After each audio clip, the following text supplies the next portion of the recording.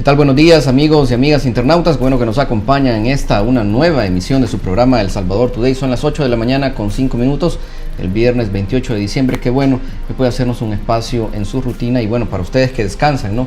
En estos días también, qué bueno que lo hacen, también informándose y llenándose pues de opiniones aquí a través de El Salvador Today. Hoy quiero darle la bienvenida a nada más y nada menos que al licenciado Carlos Araujo, analista político muy connotado y a quien le agradecemos principalmente por haber venido. Gracias. Muy buenos días, Luis, y muy buenos días a todos los internautas que ven este programa, que me comentan que es bastante visto por muchas personas a nivel nacional.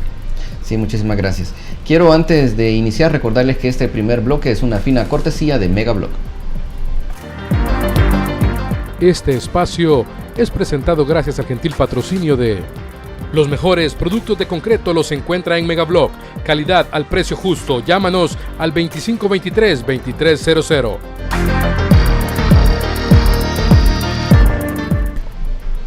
Continuamos en El Salvador Today y por supuesto que queremos agradecer a los amigos de Noticias Menotti, de Interdiario, de El Salvador RX, El Calero de Metapán, El Oriental, Diario de Occidente, Sagastizado Center, Diario Digital Montecristo y Bitácora SB, quienes nos acompañan en esta transmisión en vivo. Licenciado, le reitero la bienvenida y el agradecimiento por estar aquí con nosotros. Queremos aprovechar su presencia porque hay un tema que pues no deja de estar así como en la atmósfera y que hemos visto que en gran medida es uno de los grandes temas que ha definido la actual campaña electoral y es las encuestas, ¿no? Las encuestas, principalmente las de las universidades, que creo yo, pues que son las de el país que todavía conservan en alguna medida la credibilidad que es necesaria en primer lugar para poder realizar este tipo de estudios, pintan un panorama, ¿no? Pero hay que entenderlo, diferentes expertos lo explican de diferente modo, ¿no? Hay quienes dicen que se muestra, digamos, la fotografía de un momento, una coyuntura específica, ¿verdad? El momento en que se le realizan las preguntas a la muestra, que por lo general entre las 1.500, 1.800 personas. Pero, es decir, hasta dónde se pueden, y eso es lo que le quiero pedir que me ayude a dilucidar un poco, ¿no? Hasta dónde se puede extender las conclusiones que uno puede sacar de ese tipo de datos. Y también teniendo en cuenta el método que ocupa cada casa encuestadora para hacer las preguntas, para moverse en el terreno, para diseñar, ¿no?, su instrumento, su cuestionario. ¿Qué tanto podemos nosotros, los salvadoreños que andamos en la calle todos los días trabajando, qué tanto podemos entender, discernir u obtener de estos estudios?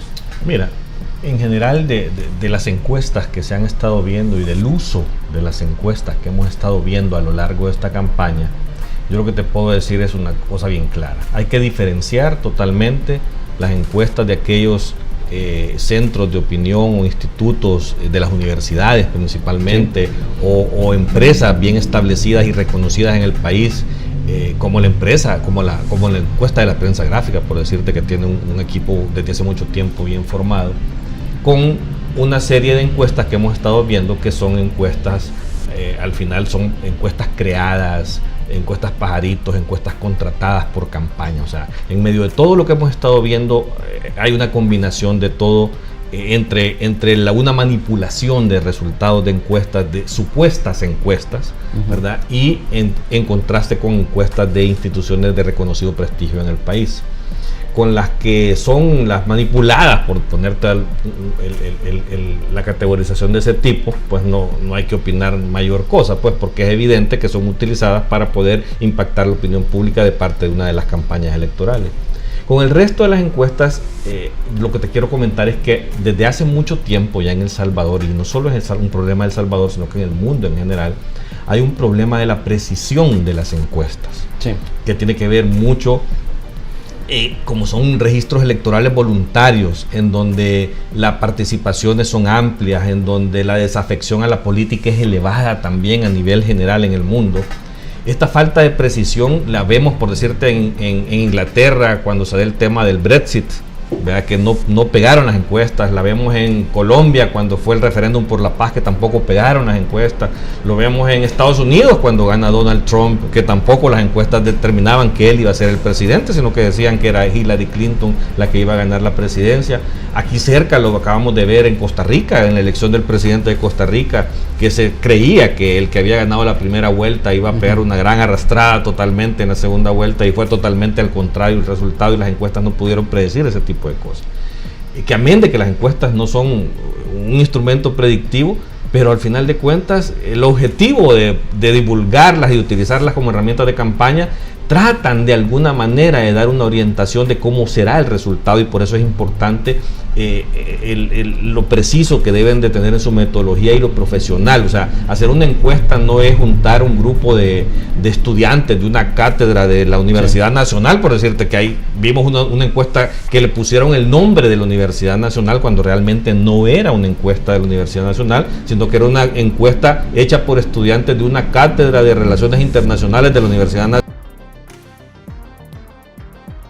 Hicieron un ejercicio, claro. Pero hacer una encuesta no es solo juntar un grupo de gente y definir a dónde la voy a ir a levantar, bajo qué cuestionario. O sea, hay toda una serie de pasos previos metodológicos y muy científicos y estadísticos que debe de hacerse con una gran rigurosidad para que ese resultado de levantamiento y procesamiento y análisis posterior de la encuesta pueda determinarlo como un dato real y certero. Nos falta un poquito más de un mes de campaña. Estamos todavía, digamos, creo, dentro del margen para tal vez conocer otro par de encuestas.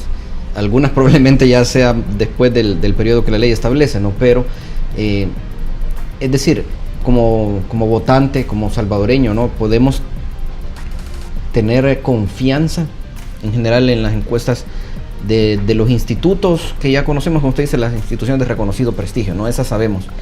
Pero, si bien se dan otras, hay una serie de encuestadoras que son privadas, no quisiera omitir los nombres, pero ¿cómo se puede, digamos, distinguir si es seria o no, digamos, a partir de lo que publican? Que suele ser aquí lamentablemente poco. Eso no está regulado. Entonces, al final de cuentas, tú ves una encuesta por ahí que solo ves algunas gráficas o cosas por el estilo, con una ficha metodológica bastante escueta y que no te dice mayor cosa. O sea, al final de cuentas creo que no eso hay creo elementos que es lo que no inspira mucha confianza, ¿no? Ajá, no, pero no solo es eso. O sea, porque hay, por decirte un ejemplo, aquí de repente usan una encuesta de una supuesta empresa mexicana que te la están divulgando y utilizando frecuentemente en los medios afines a esta campaña electoral, que al final te dicen, es una empresa reconocida en México. O sea, pero es que al final, ¿quién la paga? Pregunto yo. O sea, cuando las encuestas privadas están divulgando información, yo no creo que sean por una proyección social exclusivamente. O sea, está bien que en una ocasión una empresa que quiera darse a conocer de alguna manera, pues pueda hacer un ejercicio de mostrar resultados, ¿verdad? E inclusive yo lo estoy ofreciendo con mi empresa hace poco, que íbamos a divulgar y hacer un ejercicio de una encuesta financiada por nuestra propia empresa, para efectos de que la gente también pudiera conocer otros puntos de vista y las razones por las cuales nosotros decimos que hay una falta de precisión. Lo que hay que tener el cuidado es de entender quiénes la publican, quiénes la están utilizando publicitariamente, esos resultados de las encuestas que estamos viendo, y de alguna manera es ver todo el panorama. O sea, hay que escuchar a todas las encuestas, hay que ver a todas las encuestas para poder hacerse una idea de cómo está el resultado. Pero algo que es importante es que una encuesta no te va a cambiar tu opinión. O sea, eso hay que tenerlo bien claro. O sea, la encuesta te está diciendo hoy la situación está de esta manera, ¿verdad? Y eso no quiere decir de que durante el mes que falta de la elección las cosas van a seguir igual. O sea, precisamente la divulgación de las encuestas sirve para que los equipos de campaña hagan estrategias diferentes para cambiar esa situación de las encuestas en su momento. Te pongo un caso, el caso de Hugo Martínez, FMLN. Tú habías visto una actitud del FMLN y de su candidato muy suave con relación a Nayib Bukele, y de repente del debate de la Universidad Nacional para acá es otro candidato con una actitud diferente y que claramente se le ve que está peleando un nicho de los votos que están compartiendo o que le había quitado Nayib Bukele al FMLN, porque Nayib Bukele se alimenta de los votos que de alguna manera ha perdido el FMLN. Entonces, la actitud ahora del candidato, a raíz de las encuestas, ¿cuál es? Es venir y hacer ciertas acciones que de alguna manera me permitan recuperar esa votación. Así que hay que ver, hay que esperar. Hoy para enero, hasta el 18 de enero es el último día que se pueden publicar legalmente las encuestas. Vamos a ver una batería de encuestas y vamos a ver una batería también de encuestas pagadas publicitariamente para tratar de impactar. Si tú ves ahora, inclusive durante este último mes, una de las campañas electorales hasta publicita en cuñas de radio tema de las encuestas, o sea, exacto, porque están queriendo impactar precisamente a la opinión pública con ese tipo de acciones, ¿verdad? Tal vez precisamente por eso es que se vuelven, digamos, de algún modo o llegan a tener tanto peso dentro de la campaña las encuestas, ¿no? Porque creo que ya desde hace ya varias campañas presidenciales no se viene utilizando esto de, mire, yo voy adelante en las encuestas, mire, yo soy el que va primero en las encuestas, y lo han hecho candidatos de todos los colores. Entonces no deja tampoco de ser, digamos, un instrumento de política, y hay analistas, se usa como marketing, y hay analistas que señalan que, bueno, la gente de pronto no quiere darle su voto a quien pareciera que va a perder. Digamos, es lógico tal vez esa línea de pensamiento, ese razonamiento. Mira, del votante. Es que sí está estudiado en todo el mundo con este tema de las encuestas, de que una encuesta no va a cambiar la opinión de la mayoría de los votantes. Donde impacta principalmente la divulgación de una encuesta es en los donantes de las campañas, ¿verdad? Que eso es lo primero donde va a impactar, y en la organización electoral de las campañas de los partidos. Esos son los dos elementos donde realmente una encuesta puede impactar, ¿verdad? Y ahí es por eso lo importante de que tener el cuidado de que todas las casas de campaña, de alguna manera, si creen que la información que se está divulgando no es precisa, tienen que hacer algo en función de que se entienda también de que no es esa la realidad de lo que está sucediendo. Nosotros por eso nos hemos encargado de alguna manera desde hace rato. Yo tengo una casa encuestadora que estamos funcionando desde hace 6 años aproximadamente, se llama el Centro de Opinión Pública, y hemos estado haciendo algunos estudios privados que no podemos divulgarlos para terceros, pero incluso no sé si lo has visto, que creamos una cuenta recientemente en Twitter y en Facebook para poder compartir alguna información, porque se ve una mano que está detrás de querer manipular algunos resultados, algunos datos, o explotar algunos datos de las encuestas. Nosotros lo que hemos podido ver en nuestros ejercicios que hemos hecho es que, por decirte, algo que hicimos nosotros como empresa a principios de octubre, una encuesta nacional con 1.500 casos, la brecha nos daba 6.8, ¿verdad? Después hicimos otra serie de ejercicios, pero que estos eran privados y que no eran ni para partidos políticos, inclusive para validar unas informaciones que estaban saliendo, y vimos de que la brecha se venía cerrando. Por eso es que incluso en unas entrevistas que hemos dado recientemente, yo me atreví a decir de que por lo menos a principios del mes de diciembre, estimábamos nosotros como empresa que la brecha entre el primero y el segundo lugar andaba alrededor del 5%. O sea, esos son datos que incluso los estoy dando con mi nombre, con mi cara, con mi empresa, y yo no voy a jugar con el prestigio de mi empresa, porque al final de cuentas de eso es lo que como. O sea, las campañas electorales pasan y las empresas continúan dando su servicio.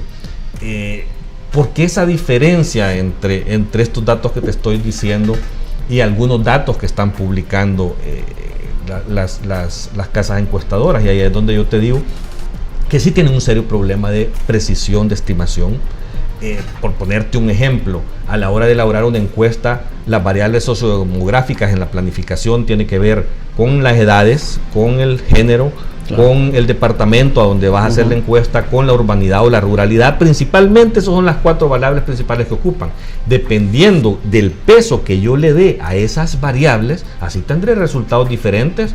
Pueden ser 2 casas encuestadoras el mismo día con el mismo cuestionario, pero si una, por decirte algo, a los jóvenes de 18 a 25 años, una le da el peso de que va a levantar el 30% de sus encuestas de ese segmento, pero el otro le da el 20%, vas a tener resultados diferentes.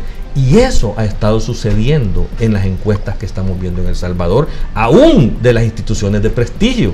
O sea, ¿por qué? Porque lamentablemente tenemos un censo que es viejo, ¿verdad? Que creo que es el único instrumento que hay para poder establecer estas variables sociodemográficas, y tenemos un registro electoral que de alguna manera también está inflado. ¿Y la encuesta de hogares de propósito múltiple no da una luz sobre eso también? Sí te da cierta información, pero yo creo que no te actualiza completamente todo este tipo de variables para efectos electorales. Entiendo. O sea, el censo te da algunas proyecciones también, pero ¿qué es lo que pasa con esto? Y El Salvador tiene un fenómeno muy particular, y es el tema de la migración ilegal. O sea, sí. Es que está bien que se vayan 10 personas, o sea, pero es que hoy lo vimos con las caravanas, que por primera vez fue visible el tema de las caravanas que estuvieron saliendo de El Salvador del mundo. Realmente en este país tienen años y años y años de estarse yendo alrededor de 400 personas al día. Lo que pasa es que de esos, más de la mitad son regresados en el camino, en el proceso de deportación, pero se terminan quedando en Estados Unidos, por decirte, 50. O sea, ponerle eso desde hace 25, 30 años, solo en Estados Unidos se estima que hay alrededor de más de 1 millón de salvadoreños, y ese millón de salvadoreños tiene DUI. Ese millón de salvadoreños está en el registro electoral. Entonces, ¿qué es lo que pasa? Que si yo a la hora de planificar una encuesta digo, los de 30 a 35 años, los voy a ponderar que voy a levantar el 25% de las encuestas, pero en realidad a la hora de votar, porque no se encuentran en el país esas personas, solo votan el 10%, entonces el resultado es totalmente diferente. Y eso es lo que le está pasando a la mayoría de las casas encuestadoras, que no están estimando de una manera precisa estos fenómenos sociodemográficos, y por eso es que los resultados te dan diferentes. Yo inclusive he agarrado en la encuesta, por decirte, de la Universidad Tecnológica, de la Universidad de la UCA, y de repente, con relación a unos estudios que nosotros hemos hecho, por decirte, en el caso de la Universidad Tecnológica, en el occidente tiene un 3% más de lo que debería de ser, de acuerdo al censo. Y así en otras variables sociodemográficas. Entonces yo cuando te digo, no es que hay una mala fe de estas instituciones a la hora de de dar un resultado de las encuestas, pero si en la aplicación o en la estimación de estas variables en la planificación de su encuesta no son correctas o ponderadas adecuadamente, el resultado es diferente al día de la elección. Y por eso es que tienen ese problema. Quiero pedirle también su opinión un poco sobre el fenómeno que ha sido la candidatura del exalcalde de San Salvador, Nayib Bukele, y el peso que tiene en esto también, o el papel que juegan las redes sociales. Pero le pido que me acompañe primero a un corte comercial, y de eso conversamos cuando regresemos, por favor. Amigos y amigas internautas, quédense ahí. Esto es El Salvador Today y enseguida volvemos.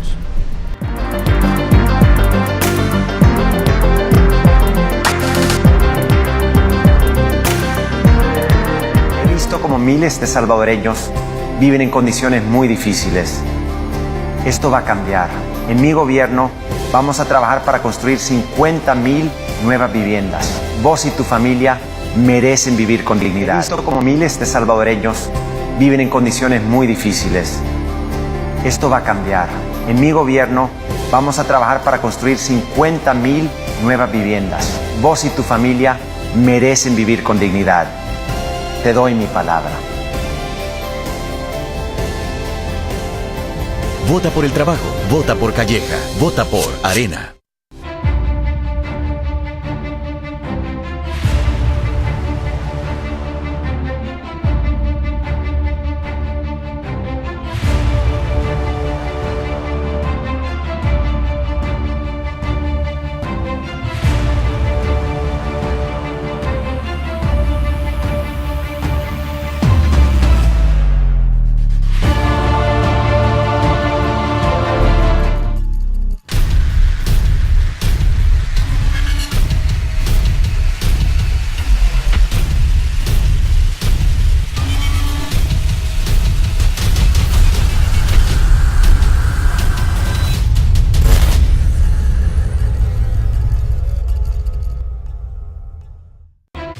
Si sabes que matas al planeta, ¿por qué seguís comprando papel?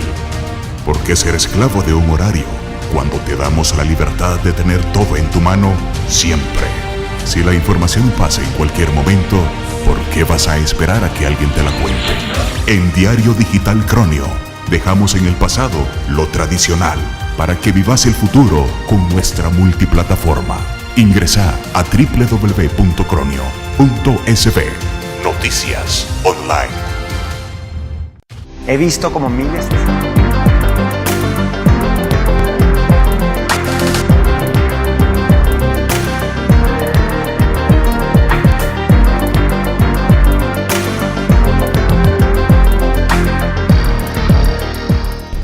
Qué bueno que permanecen con nosotros. Esto es El Salvador Today. Son las 8 de la mañana con 24 minutos. Estamos conversando con Carlos Araujo, analista político, con quien ya dijimos en el bloque anterior que necesitamos un poco analizar el fenómeno de la candidatura del exalcalde de San Salvador y también exalcalde de Nuevo Cuscatlán, Nayib Bukele.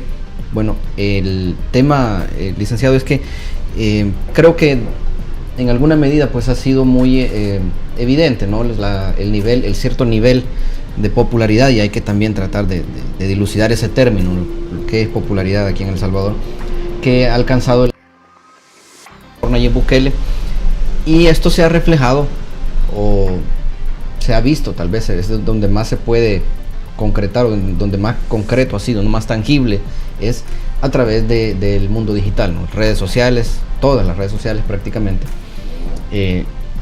pero bueno, esto no termina de, dado que es nuevo el fenómeno, no termina de entenderse cómo esto podría traducirse en votos. ¿Qué segmento de población, digamos, en realidad es más susceptible a este tipo de mensajes repetitivos, constantes, que le llegan a la palma de la mano, digamos, a las personas? Y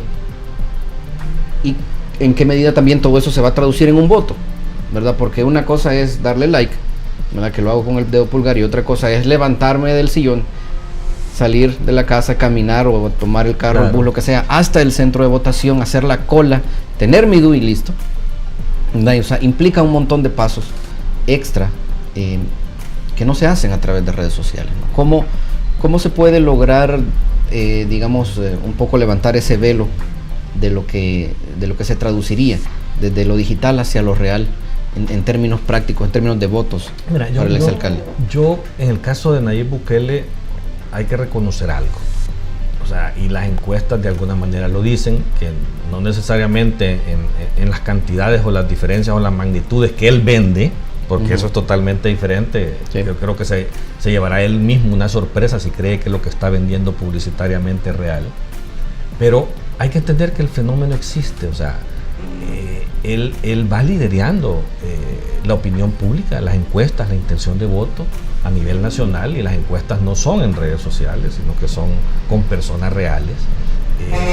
Él va liderando la opinión pública en este momento, por lo menos a principios de diciembre, que es el último dato de referencia que yo puedo tener, por poco, que es lo que te comentaba, que estimábamos que era alrededor de un 5% arriba. No necesariamente es un fenómeno de redes sociales, o sea, creer de que él es un fenómeno exclusivamente de las redes sociales, creo que es cometer un error, ¿verdad? O sea, tenemos que entender y diagnosticar adecuadamente qué es lo que está sucediendo. En muchas partes del mundo, y El Salvador no se escapa a eso, la ciudadanía, la sociedad se hartó de la política tradicional, se hartó de esperar cambios de parte de la política tradicional, y por lo tanto poco a poco vamos viendo el aparecimiento de figuras, lamentablemente para mí en el caso de El Salvador, figuras populistas que se aprovechan de esa desafección del ciudadano a la política. ¿Por qué? Porque hay una deuda que no han podido satisfacer realmente las clases políticas tradicionales, y hay que reconocerlo. Vienen estas figuras y se aprovechan de ese hartazgo de ciudadano y lo explotan mercadológicamente, de una manera populista, porque al final de cuentas, si tú te pones a revisar su trayectoria, su paso por la política, sus acompañantes, sus equipos, te das cuenta, si tú elaboras una revisión de todos estos componentes alrededor de Nayib Bukele, te vas a dar cuenta que es más de lo mismo de lo que él ha estado criticando, y que yo me atrevo a decir que es lo peor de lo más de lo mismo. O sea, que no es así una simple frase de decir más de lo mismo. Es que cuando tú vas a escoger a un candidato presidencial, principalmente en esta coyuntura en el país, tenés que pensar en la capacidad individual, o sea, está preparado para gobernar. Yo lo he dicho en varias ocasiones, gobernar un país no es para cualquier bocón. O sea, tenés que estar preparado y tener ciertas habilidades para poder gobernar un país. Él no está preparado, ni académicamente, o sea, porque no necesariamente es un requisito de tener una preparación académica, sino que tú puedes de alguna manera no tenerla, pero demostrar que has sido un buen administrador de alguna forma.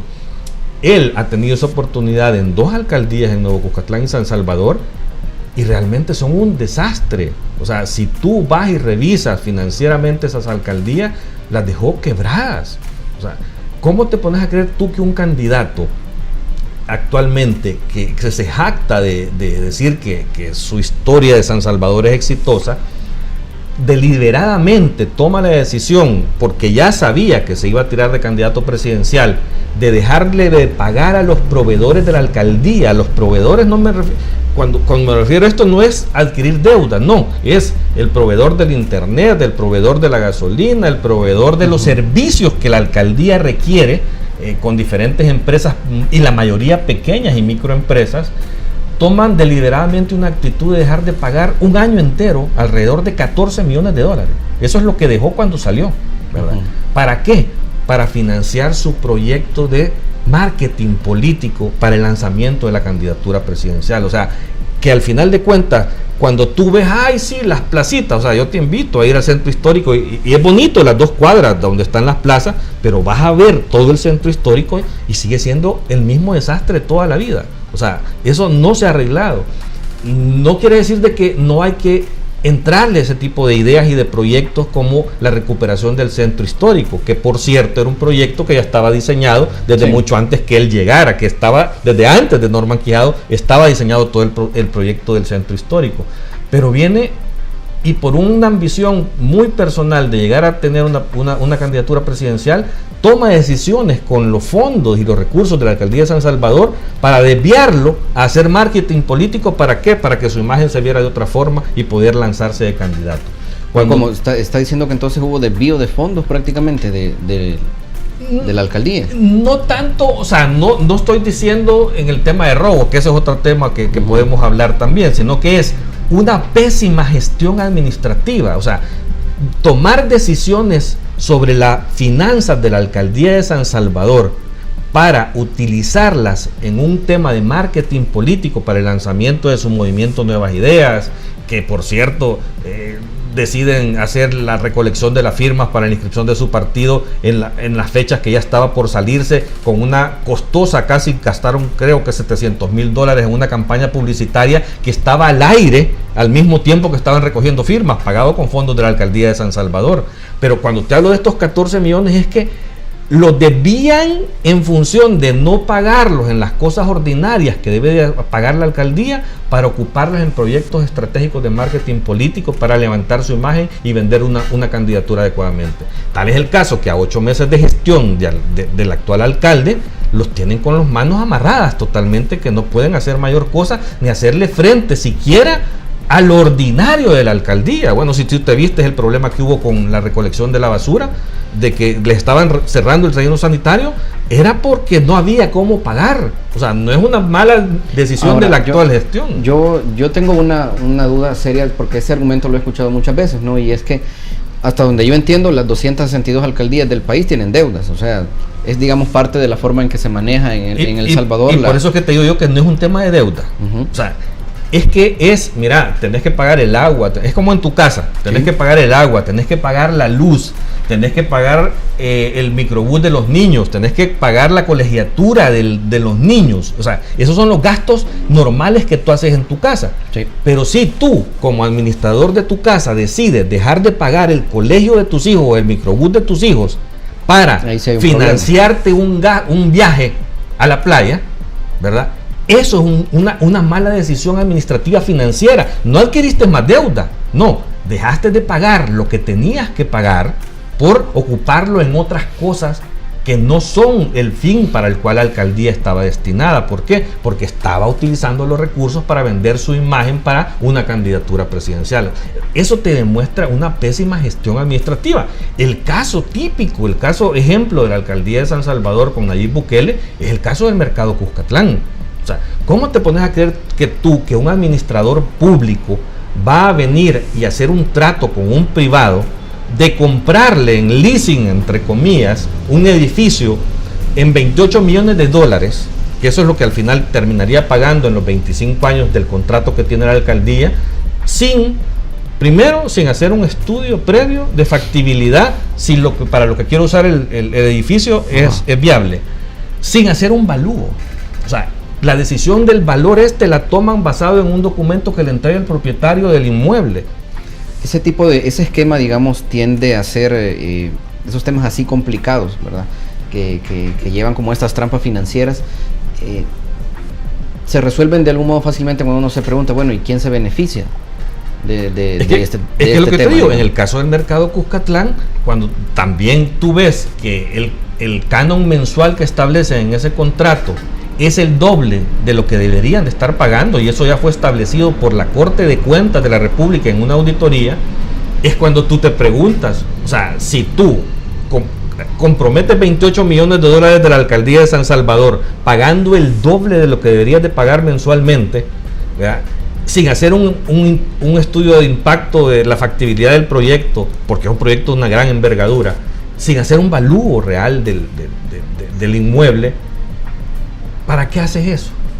O sea, ahí es donde yo digo, o sea, aquí hay algo más de un simple error de administración pública. O sea, correcto, pero aquí hay negociaciones. Pero ¿quién se beneficia? Es decir, esa salida de dinero, esa leasing un poco extraño, ¿no? Que con el que se supone que tiene, ¿dónde termina? Es evidente, o sea, terminan los fondos. ¿Va? Aquí pueden haber arreglos personales de beneficio para aquel que tomó la decisión de hacer esto. O sea, es que no puedes cometer un error de esos por simple torpeza. O sea, aquí hay un beneficio económico para alguien. Correcto. Y esas decisiones las debería haber tomado un poco tratando de elucidar, ¿no? De qué forma se reparte la responsabilidad en esto, ¿no? Porque esa es una decisión del Consejo Municipal, ¿entiendes? Claro. Y esa decisión fueron tomados con los votos del FMLN y los que acompañaban a Nayib Bukele en esta toma de decisiones. Y conste que en las diferentes reuniones que han sostenido estos concejales del FMLN que apoyaron esta gestión que Nayib Bukele les había solicitado, se han quejado ahora de que al final de cuentas eran casi obligados por el alcalde a hacer ese tipo de acompañamiento, ese tipo de votaciones. Y la verdad es que es evidente, o sea, políticamente lamentablemente todavía hay líneas que se tiran a través de partidos políticos que hacen que este tipo de concejales caigan en este tipo de juegos, y al final van a terminar pagando las consecuencias ellos también, porque no solo las va a pagar el alcalde, la mayor responsabilidad al final de cuentas es la del alcalde, porque él fue el de la iniciativa, él es el gestor, él es el que está obligado a hacer una serie de pasos legales y administrativos, pero también los demás tienen su responsabilidad en esto. Pero este caso del mercado Cuscatlán es un caso típico de ejemplo de una, podría yo llamarle, malversación de recursos de la alcaldía de San Salvador. Entonces, si tú ves esto, de repente ves ahora un reportaje reciente también desde el Instituto Municipal de la Juventud estaban pagando todos estos troll centers, que ya fue público también, y ya sacaron facturas, sacaron las empresas a las que le estaban pagando. O sea, cuando empezás a ver este tipo de actividades, cuando empezás a ver este tipo de decisiones que te digo de los 14 millones que no le pagaron a los proveedores, ese es el ejemplo de administración pública que Nayib Bukele le está mostrando a la sociedad. Entonces, yo estaría con los pelos parados de punta, que si eso es lo que me estás ofreciendo para ir a gobernar, para ir a administrar la hacienda pública de un país, o sea, yo no sé a dónde van a terminar vendiendo El Salvador del mundo si se los dejan, pues, o sea, si esa es la actitud al final de cuentas con la que piensan ir a administrar los recursos públicos también. O sea, yo creo que esto es un tema de honestidad. Eso sin duda parte digamos, del hartazgo, como le llama usted, ¿no? Que la gente está mostrando y por el que también toman o digamos podrían tomar una decisión claro, en febrero. Pero cuando yo te hago esta reflexión es porque sí, hay una desafección hacia la política tradicional, hay un hartazgo hacia la política tradicional. ¿Por qué? Por este tipo de cosas inadecuadas que se hicieron en el pasado. Pero si el que te está diciendo y te está invitando a vengarte de esas personas es peor de lo que está señalando, entonces eso es lo que yo le digo al ciudadano. Ojo, evalúe la trayectoria, no se deje vender, no se deje influir por el marketing político. Pero en su opinión, o sea, si descartamos, como usted dice, si descartamos el marketing político, entonces, ¿qué debe hacer el ciudadano? O sea, irse por las dos opciones que previamente ya le... Es que esta elección ya es precisamente, hay que tener cuidado con el marketing. ¿Tú a quién vas a elegir? Estamos hablando de una elección presidencial. Vas a elegir a una persona. Esta elección se trata de eso, de elegir personas. ¿Qué tenés que valorar? Sus capacidades, su trayectoria, su honestidad. Esos son los atributos que tenés que ponerle a cada uno de ellos. Entonces, si tú venís y le pones este tipo de cosas, pongámoselo a Hugo Martínez.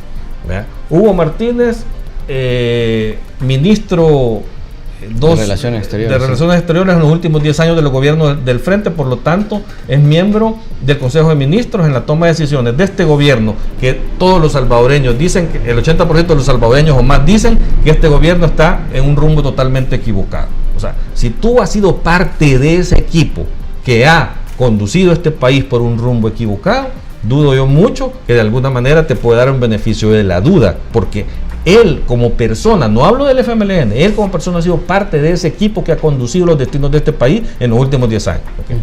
Josué Alvarado, una persona limpia, podría decirte, en un partido limpio, lamentablemente no ha tenido la capacidad de tener suficiente inversión o comunicación para que la gente lo conozca. O sea, yo creo que es una persona buena, que al final de cuentas es un empresario exitoso, es una persona con buenos sentimientos, es una persona que quiere algo bueno para el país. Pero como que no se ha asesorado adecuadamente y no ha invertido el adecuado, porque lamentablemente los pocos votos que tenía creo que los perdió el día del debate de la Universidad Nacional con el muñequito y no responder a lo que le estaban diciendo también en su momento.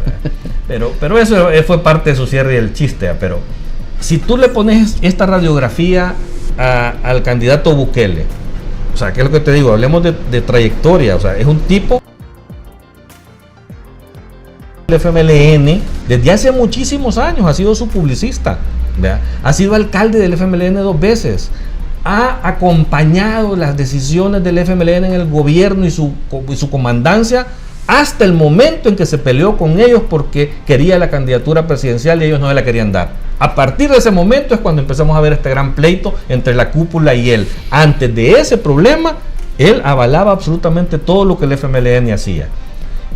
Un tipo que ha sido alcalde 2 veces y que en las 2 alcaldías ha quebrado financieramente, que ha administrado irregularmente, un tipo que no es honesto.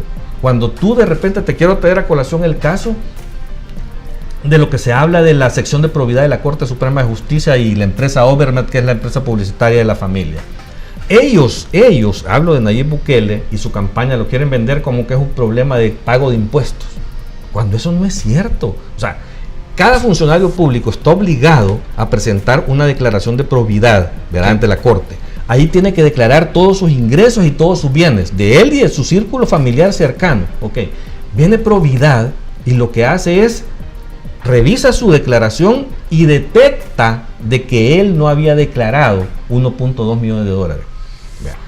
¿Cómo se lo encuentra? Porque Providad hace un chequeo en todo el sistema bancario también y propiedades y ese tipo de cosas y se dan cuenta de que habían $800,000 en efectivo que él ha cruzado en todas sus cuentas, tarjetas de crédito, chequeras, lo que quieras, que no fue declarado en la sección de Providad, y $400,000 que era un apartamento que le compró también la empresa, un apartamento que le compró y lo pusieron a nombre de la esposa de él, ¿verdad?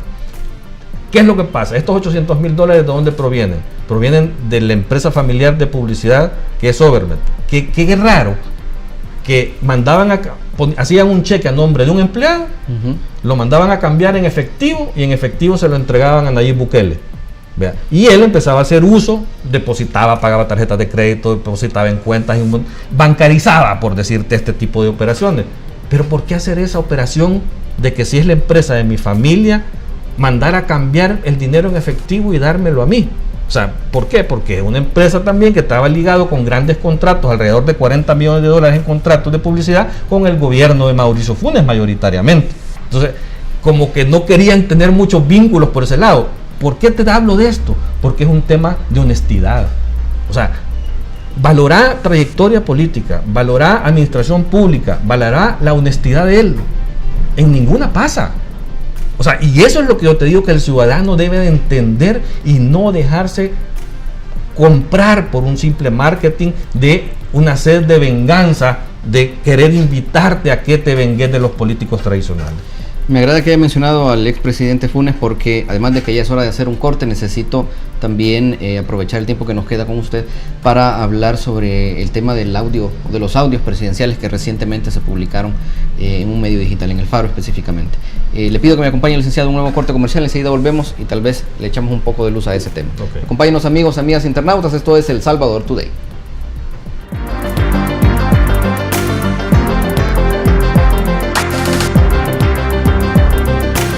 Como miles de salvadoreños viven en condiciones muy difíciles. Esto va a cambiar. En mi gobierno vamos a trabajar para construir 50,000 nuevas viviendas. Vos y tu familia merecen vivir con dignidad. Te doy mi palabra. Vota por el trabajo, vota por Calleja, vota por Arena.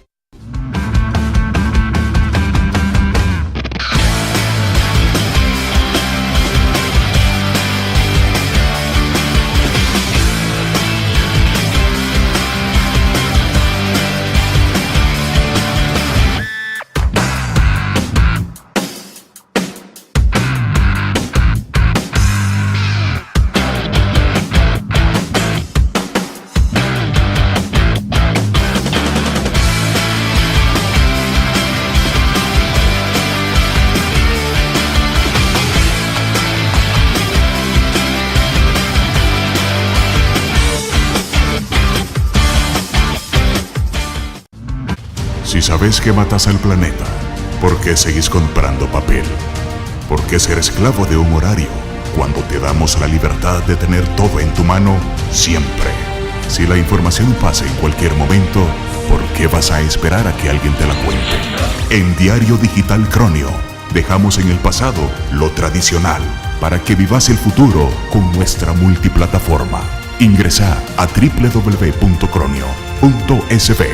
Noticias Online.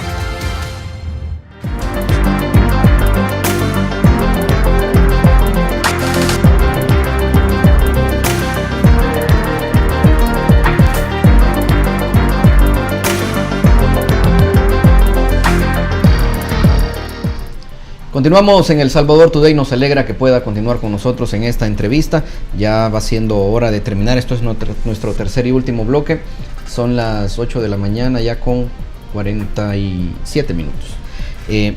Licenciado, existe, digamos ya desde hace más o menos una semana o mediados de esta semana, se publicó este reportaje en El Faro sobre los audios presidenciales donde está casi en su totalidad grabada, o por lo menos en buena parte grabada, una reunión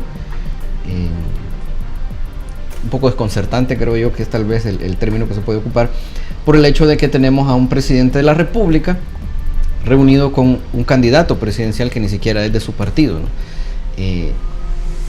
Ahora le quiero compartir una interpretación y me dice usted si le parece correcto o no. Yo creo que lo que revela en realidad digamos este audio, esta grabación, es el hecho de que el presidente Funes, ¿verdad?, siempre digamos vendió o pretende de algún modo proyectarse como el que destapa la corrupción, ¿no? Incluso fue un lema también de marketing, como lo decíamos, un lema de marketing para él, ¿verdad? Le puso en cascabel al gato, que descubrió la corrupción, que esto y lo otro, un montón de frases más o menos en ese sentido.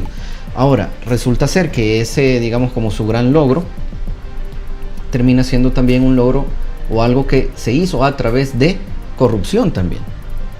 No entendería yo porque incluso, bueno, dentro del mismo audio lo dice, ¿no?, que no está dentro de las facultades del presidente andar buscando un reporte de actividades sospechosas que no se le entrega a él, claro, directamente. Ahora,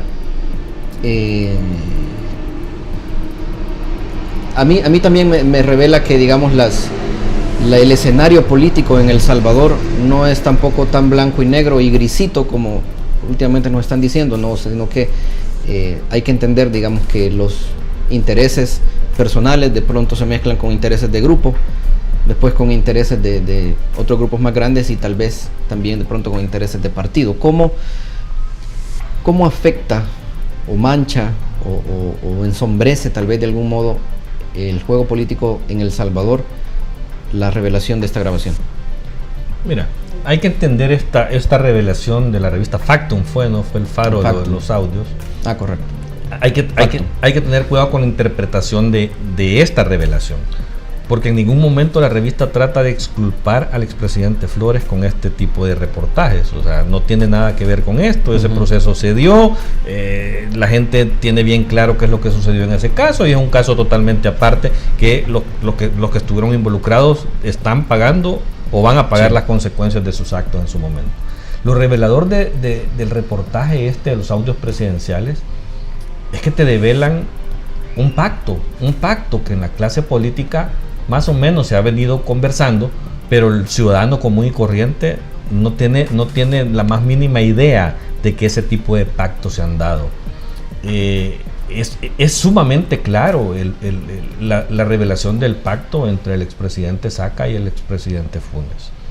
Esa reunión no se da en el contexto de querer buscar cómo divulgar la corrupción de alguien en particular, sino que se da en el contexto de una campaña electoral para buscar afectar a un partido político, porque el expresidente Flores era el jefe de campaña de Norman Quijano en ese momento, y al final de cuentas le funcionó, ¿verdad? Porque sobornan al fiscal, según lo que se entiende del audio. Terminan develando en la época de la campaña previo a la elección este tipo de cosas. Vimos el caso que sucedió mediáticamente y al final te podría casi asegurar de que Arena perdió las elecciones por ese caso en particular. O sea, ellos cumplieron un objetivo político particularmente. Fue un margen bien estrecho. Ajá, por eso, pero el impacto que tuvo ese caso, definitivamente sin ese caso, posiblemente ese margen no hubiera sido de esa forma y posiblemente Arena hubiera podido ganar las elecciones. O sea, ellos tenían una planificación con un objetivo totalmente político.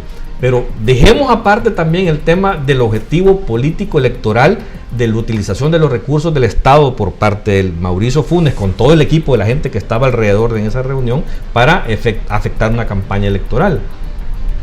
Es que ahí también hablan de otras cosas. Hablan de Gana. Hablan de una operación política, hablan quién es el referente de esa operación política.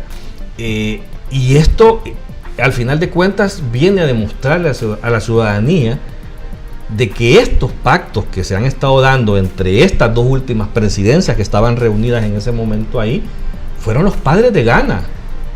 Y lo más complicado de la trama es que casi te develan de que Gana se financia y nace de ese pacto y con recursos de casa presidencial. Entonces, al final de cuentas, cuando tú empiezas a ver... A ver, pero Gana es muy anterior a la fecha en que se da esta grabación, ¿no? En el reportaje lo especifica, no la recuerdo con exactitud, pero... ya era partido. Y Gana ya era un partido, ya tenía 11 diputados y estaba como parte de la coalición que estaba llevando en ese momento al expresidente Saca como candidato. Correcto, pero es que el mismo expresidente Funes ahí, cuando habla con Mecafé, o sea, porque no solo es un audio, son varios audios. Sí. En otro momento que está hablando con él, empieza como a darle explicaciones a Mecafé sobre el tema de que quién es el operador político que él tiene. O sea, que este personaje, que es al final de cuentas el personaje que administra realmente Gana, o sea, porque esa es la realidad, es el que operaba políticamente para la presidencia Saca y también para la presidencia Funes. O sea, que esto, y cuando nace Gana, nace en la presidencia de Funes. Y nace para darle gobernabilidad. Si tú empiezas a ver toda su trayectoria de votación, es a esa presidencia a la que le genera gobernabilidad. Y cuando tú ves a toda esa gente reunida, precisamente es evidente, o sea, cuando alguien camina como pato y le hace cuac cuac, yo creo que es pato. Debe o sea, pato. no puedes analizarlo de otra forma. O sea, ahí ves una trama que al final de cuentas determinas cómo se ha manejado la política en esos periodos como tal. Y lo chistoso de todo esto es que si tú empezás a conectar esto, ¿verdad?, con la actual campaña electoral y con Nayib Bukele, empezás a ver un montón de vasos comunicantes entre esa trama y la actualidad de la campaña. Primero, ¿por qué partido va? Por Gana, ¿verdad? Segundo, personas alrededor, ¿verdad? Personas que estuvieron en el equipo Saca, en el equipo hoy Nayib Bukele. De repente, El Faro recientemente, la semana pasada creo que fue, Nayib Bukele, cuando fue alcalde, estuvo utilizando una camioneta blindada de Tony Saca, ¿verdad? Entonces, cuando empezás a ver este tipo de elementos y de conexiones, es cuando hay que abrir los ojos, ¿verdad?, y seguir escarbando y entender de qué se trata esta trama. O sea, esto al final de cuentas viene siendo un reflejo de que lo que tú más has criticado como salvadoreño, de lo que estás harto, de los políticos de siempre, del más de lo mismo, de la corrupción en la política, de los maletines negros que han quedado reflejados y evidenciados en esas dos últimas presidencias, que precisamente son una ya está presa y la otra está en proceso de estar presa. El otro está básicamente exiliado. Pero al final son esas dos presidencias las que tienen a su alrededor toda una gran trama de corrupción en este país. Okay. Y si esto que estamos evidenciando ahora es lo que está detrás de la candidatura de Nayib Bukele, yo tendría cuidado en tomar una decisión. Yo tendría cuidado en entender qué me está ofreciendo, quiénes son los que están detrás de este tipo de candidaturas, y reflexionaría de alguna manera mi voto. A ver, usted lo ha dicho bien claro. Uno, a la hora de... se está eligiendo un presidente y vicepresidente, ¿verdad?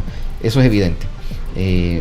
Ahora, también es evidente que en la papeleta vamos a encontrar banderas. Claro. Y también tenemos que saber que detrás de cada candidato hay una estructura. Y por decir estructura no me refiero a un edificio, me refiero a que hay personas que lo están apoyando, que lo están financiando, que le van a ayudar a gobernar también. Claro. A la luz de eso, se puede esperar que alguno de los candidatos, de los que según las encuestas de las que hablamos al principio, tienen posibilidad, o por lo menos están en la competencia, puede gobernar, digamos, con una pizarra en limpio, con las manos limpias y con algún nivel de certeza o garantía o solidez en la promesa de gobernar con transparencia y sin este tipo de corrupción tan rampante. Pero ahí es donde hay que tener cuidado y no comprar el marketing político y la publicidad. Aquí a eso es a lo que yo me refiero. Correcto. Porque o sea, yo te puedo prometer a ti que voy a luchar contra la corrupción. No, pero si empiezo a ver tu trayectoria y en tu trayectoria encuentro indicios de deshonestidad y de corrupción, ¿crees que puedo confiar en ti? No, correcto, pero es que eso mismo, digamos, yo creo que se le o esa misma pregunta se le debe hacer con cualquier candidato que uno piense darle el voto. No, es que debería hacérsela con todas, y es a lo que yo me refiero, que Nayib Bukele, y hay que hablarlo con nombre y apellido, hábilmente te ha estado queriendo vender de que la arena corrupta que él señala del pasado es la que va a gobernar versus la persona de Nayib Bukele, que es transparente. Cuando al final de cuentas vas a elegir a una persona contra persona. O sea, no analizamos incluso al candidato Carlos Calleja. Es un candidato que jamás ha militado en Arena. Es un candidato que se ha preparado adecuadamente. Sí, pero de ganar la presidencia él va a gobernar con Arena. No necesariamente. Es que ese es el ¿Cómo tema. así? Es que los presidentes, 4 gobiernos de Arena. ¿Y tú viste que Arena administraba cada uno de esos 4 gobiernos? No. Bueno, para empezar, administra el presidente, quien pone los ministros es el presidente. Acompañan y de donde proviene mayoritariamente ese cuerpo. En el caso del expresidente Saca, él era presidente del partido y presidente del país. Claro, pero no es Arena. Y no fue los 5 años. Gobiernan las personas. O sea, que detrás hay un partido político de donde provienen ciertas cosas, pero el estilo de gobierno, las cosas que se hacen o no se hacen o se dejan de hacer, eso lo pone la firma cada una de las personas que gobierna este país. Yo lo que me refiero, o sea, ahora... ¿Y qué hay del dicho popular de dime con quién andas y te diré quién eres? ¿No aplica aquí? ¿Cómo no? Aplica, pero es que dime con quién andas y te diré quién eres hoy. Porque no me vengas a mí a decir de que porque Carlos Perla en Anda robó, que hoy Carlos Perla va a estar en Anda en este nuevo gobierno. No, o sea, dime con quién andas. Revisa quién anda alrededor de Carlos Calleja. Revisa quién anda alrededor de Nayib Bukele. O sea, eso es lo que lo dejo de deber. Revisar la trayectoria de honestidad del candidato Calleja y revisar la trayectoria de honestidad del candidato Bukele. Cuando empezás a revisar las trayectorias de estos atributos que te estoy señalando, si tú me estás diciendo, sos corrupto, y si tú sos cuestionado en lo que te hablo del caso Obermet, Corte Suprema de Justicia, de ocultar información, caso Cuscatlán, dejar quebradas 2 alcaldías, o sea, y eso es ser honesto, eso es ser correcto, eso es ser un buen administrador. No, entonces, si tú revisas estas cosas versus lo que la otra persona ha hecho en su vida y en su trayectoria, de saber demostrar que es un buen gestor al menos y que no tiene un pasado político que le puedes cuestionar, entonces no puedes decir que va a gobernar la corrupción, porque no es cierto. Pero como en el caso de El Salvador, digamos, con nuestra cultura, nuestras leyes y nuestras instituciones, ¿cómo puedo yo evaluar el posible desempeño de alguien que ha estado principalmente en el sector, que ha estado siempre exclusivamente en el sector privado, de cuya información básicamente es bien limitada por ser precisamente del sector privado? Pero es que tú revisas esto. Carlos Calleja ha estado al frente de la gestión desde hace muchos años de un grupo empresarial grandísimo en El Salvador, un grupo empresarial exitoso en este país, que da miles de empleos, incluso acaban de abrir la tienda número 100, creo, a nivel nacional, sí, ¿verdad? Entonces, si yo sé administrar, o sea, administrar una empresa de ese tipo, o sea, llevarla, porque incluso la transformación que ese grupo empresarial ha tenido bajo la administración de Carlos Calleja es un salto de calidad en cuanto a la gestión de cómo operar ese tipo de negocios. O sea, si yo administro adecuadamente un grupo empresarial de esas magnitudes, con esos recursos, con lo que implica la logística, la toma de decisiones que hay que tomar en ese tipo de grupos empresariales, a mí me da por lo menos más esperanza de que si él sabe administrar esta cadena de supermercados eficientemente y el otro ha quebrado 2 alcaldías, yo comparo quién es buen administrador. ¿Qué quiero para mi país? Yo quiero una persona que sepa administrar adecuadamente los recursos de un país. Yo al candidato Calleja, no he escuchado ningún señalamiento de corrupción, porque desde el sector privado podés hacer corrupción inclusive. Yo nunca he escuchado un señalamiento contra él de ese tipo de cosas. Del otro sí he escuchado un montón de señalamientos de ese tipo de cosas. Entonces, ¿qué es lo que yo le digo a los ciudadanos? Ojo, pongan atención. O sea, cuidado con comprar el marketing de alguien que se quiere vender como outsider, como nuevo, como diferente, como honesto, cuando ninguna de esas condiciones cumple. Y cuando el otro, si tú le haces esa radiografía, te vas a dar cuenta que es una persona que no ha tenido trayectoria política, que inclusive en público te lo ha dicho, que yo lo he repetido en diferentes ocasiones. Cuando yo escucho a Carlos Calleja, creo que fue en Aguachapán, en una reunión con maestros, hacer un diagnóstico de la corrupción política del país, y dice: yo creo que la corrupción política, su origen lo tiene en casa presidencial, ¿verdad?, con la partida secreta. Yo me comprometo a eliminar esa partida secreta. O sea, el impacto de esas palabras, o sea, si tú conoces la política de este país, entenderás que casa presidencial ha sido el casco de la hacienda del país por toda la vida. Desde ahí es donde se opera políticamente para mover los hilos. Somos un país presidencialista. Para mover, pero de ahí, desde casa presidencial, se ha operado desde hace mucho tiempo para mover los hilos de la gobernabilidad, entre comillas, con dineros y recursos de casa presidencial. Y ese es uno de los males endémicos más grandes que tiene este país, la corrupción desde ese nivel. Y te lo ha demostrado estos 2 procesos contra el presidente Saca y contra el presidente Funes. Y viene alguien y te dice: mira, yo reconozco que eso es un problema y vamos a parar ese problema. O sea, para mí eso es ser honesto, para mí eso es ser correcto, para mí eso es querer cambiar las cosas. Cuando yo escucho a alguien que viene y me dice: mira, yo también estoy harto de esto y quiero cambiar esta situación. O sea, me comprometo a esto, esto y esto. Yo le voy a creer que alguien se quiere comprometer cuando reviso su trayectoria. Pero si el otro lo que me vende es venguémonos de los malos, yo soy bueno, y cuando le haces la radiografía te das cuenta que es malo, entonces eso es lo que hay que decirle al ciudadano: ojo, no compre marketing político. Licenciado, quiero agradecerle el tiempo que nos ha dado. Hoy sí nos extendimos bastante, pero la plática lo amerita. Valió la pena. Lo amerita, valió la pena. Espero que no sea la última y muchísimas Luis, gracias. Un gusto a todos ustedes por abrirnos sus hogares para poder escuchar nuestros análisis. Muchísimas gracias por habernos concedido también este tema e iluminarnos un poco también, para ayudarnos a pensar. Y bueno, no es cualquier cosa, no se trata de un juego la decisión que vamos a tomar. El próximo febrero es el futuro del país, nuestro, de nuestros hijos y bueno, de todos los que vienen después.